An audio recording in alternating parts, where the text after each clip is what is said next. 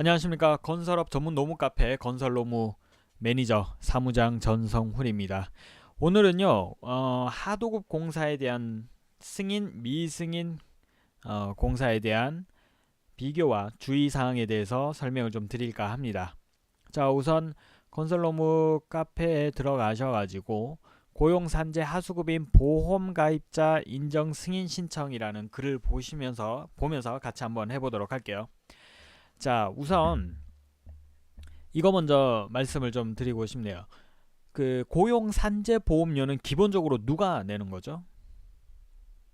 기본적으로 일단은 원도급에서 모두 납부하는 게 기본 형식입니다. 기본 틀이에요. 그런데 이 고용산재보험에 대해서 하도급에 맡기는 경우가 있습니다. 이게 바로 승인받은 하도급 공사라고 보시면 되는데, 크게 공사는 승인을 받지 않은 미승인 하도급 공사, 그 다음에 승인받은 하도급 공사, 이 두 개로 나뉘고, 승인받은 하도급 공사는 다시 고용 승인 하도급 공사, 산재 승인 하도급 공사, 고용 산재 승인 하도급 공사, 이 세 가지로 다시 나뉜다고, 큰 틀에서 나뉜다고 보시면 되겠습니다.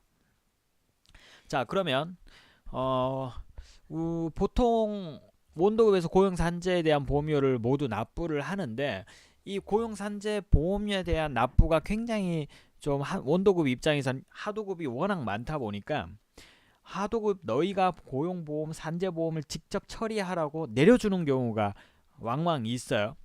그러면 이게 어떤 의미를 가지는지 한번 보도록 할게요. 우선 고용승인 하도급 공사에 대해서 한번 먼저 살펴볼 텐데, 고용승인 하도급 공사라는 것은 고용보험에 대해서 하도급인 너희가 매년 3월에 신고해서 납부해라 라는 의미가 되겠고, 자, 산재 승인 현장이라는 것은 산재보험에 대해서 너희가 매년 3월에 정산해서 산재보험료를 내라. 그리고 플러스 또 하나 더 있죠.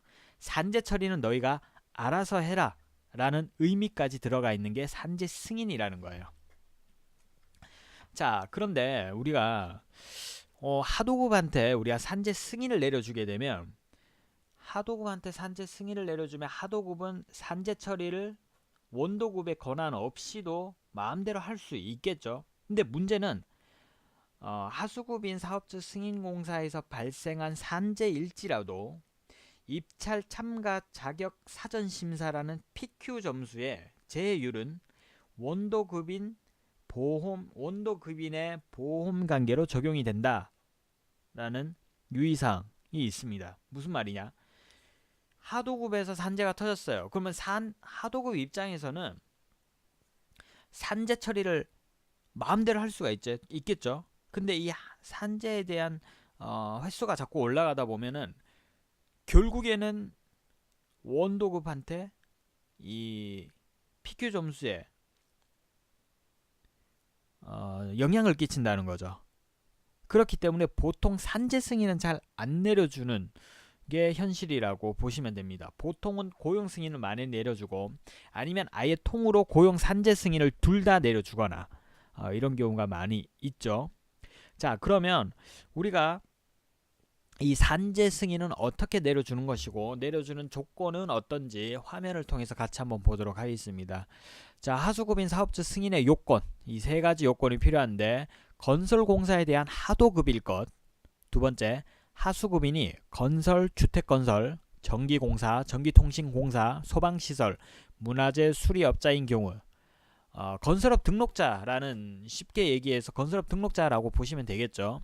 자, 세 번째, 원수급인과 하수급인 간의 보험료 납부 인수에 관한 서면 계약이 반드시 체결이 되어야 됩니다. 우리가 공사 계약을 할 때 원하도급 간의 보험료 납부 인수에 대한 계약서를 반드시 작성을 해야 효력이 있어요. 무슨 말인지 아시겠죠?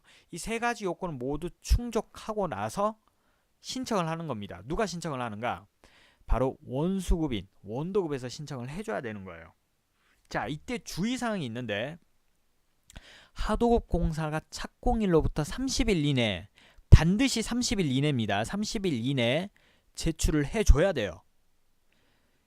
30일 착공일이 지나고 30일 이내 사업주 승인 신청 절차를 하지 않는다. 원도급에서. 그럼 이 보험료 누가 내는 겁니까? 원도급에서 내야 돼요. 하도급 너희가 보험료에 대해서 내라고 얘기가 되고 계약을 할 때 그 보험료만큼을 다 하도급한테 준단 말이죠. 그런데 그 원도급에서 하수급인 사업주 승인 신청을 30일 착공일로부터 30일 이내에 신청을 하지 않으면 보험료는 다시 원도급이 내야 되는 거예요. 원도급은 분명히 하도급이랑 계약을 할 때 그 보험료를 다 냈음에도 불구하고 공단에서는 이 30일 이내에 사업주 승인 신청 절차가 안 들어오게 되면 원도급한테 추징을 하게 되는 겁니다. 반드시 요거 주의하셔야 됩니다. 자, 근데 여기에 단서가 하나 더 붙어요. 착공 15일부터 30일 이내 재해 발생 시에는 하수급한테 하도급한테 승인을 내려주는 게 불가능합니다. 여기까지 주의해 주시고, 신청기간은 현장 소재지 관할 근로복지공단에 신청을 하시게 됩니다. 고용산재 토탈 서비스 있죠. 사이트에 들어가셔가지고 신청란에 보면 하수급인 사업주 승인 신청이라고 있습니다. 거기서 전자로 신청이 가능합니다. 다시 한번 말씀드리지만 30일 이내에 반드시 제출하셔야 된다는 거, 원도급에서 그거 주의하시면 되겠고, 자, 그러면 승인받은 현장과 미승인 현장의 비교를 한번 해보도록 할게요. 자, 고용승인 하수급인 사업주 승인 신청과 하수급인 내역 신고의 차이점. 하수급인 사업주 승인 신청이라는 게 고용산재 승인일 수도 있고 고용 승인일 수도 있고 산재 승인 하도급일 수도 있습니다. 그 어떤 형태이든 간에 우선 큰 틀에서 하수급인 사업주 승인 신청이라 부르고, 하수급인 내역 신고 또는 하수급인 명세 신고라고 부르는 게 바로 우리가 일반적으로 얘기하는 미승인 현장들을 통틀어 말하는 게 하수급인 내역 신고라고 부른다고 생각하시면 됩니다. 자, 그러면 한번 볼게요. 보험료 납부 의무가 기본적으로 누구한테 있죠? 원도급한테 있어요. 원도급. 그런데 승인을 내려주는 거예요. 말 그대로 보험료에 대한 이 납부를 너희들이 내라라고 승인을 해주는 겁니다. 그렇게 되면 하수급인, 하도급이 당연히 내게 되겠죠. 요 하도급이 내는 보험료는 고용보험인지 산재보험인지 고용산재 승인보험인지는 보험료 납부 인수 계약을 할 때 정해지는 거겠죠. 공사 계약서를 쓸 때 말이죠. 자, 신청인. 사업주 승인 신청은 누가 합니까? 원도급에서 합니다. 마찬가지로 미승인 신고, 하수급인 내역 신고도 원도급에서 하는 겁니다. 둘 다 원도급에서 해 주셔야 돼요. 저희가 담당하는 여러 업체들에서 간혹 왕왕 이제 질문이 들어오는 게, 원도급에서 관리번호를 내려주지 않아서 근로내역 신고를 못하는 경우가 왕왕 있어요.